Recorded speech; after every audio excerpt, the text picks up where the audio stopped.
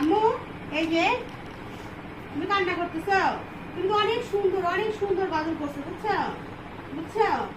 এই যে কান্না করো না মা। এখন আমাদের কাছে কি চাহিদা বলো তো, আমাদের মানবতা বাংলাদেশের কাছে কি চাহিদা? একটা বোরকার ব্যবস্থা করে দাও। আচ্ছা আচ্ছা, ইনশাআল্লাহ আমরা বোরকার ব্যবস্থা করে দিব।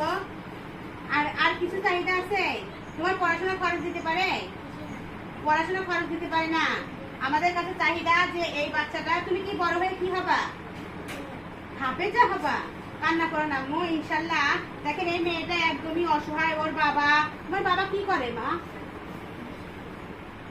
ওই মানুষের জমিনে কাজ করে, ঠিক আছে? নিজে কোনো জমি নাই, মানুষের জমিনে কাজ করে চলে, কিন্তু সেরকম উপার্জন হয় না, তাই না?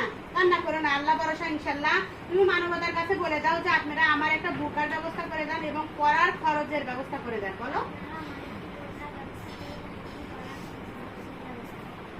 আচ্ছা ইনশাআল্লাহ, তাহলে ভালো থাকবে। হ্যাঁ, আসসালামু আলাইকুম ওয়া রাহমাতুল্লাহ। আল্লাহ হাফেজ।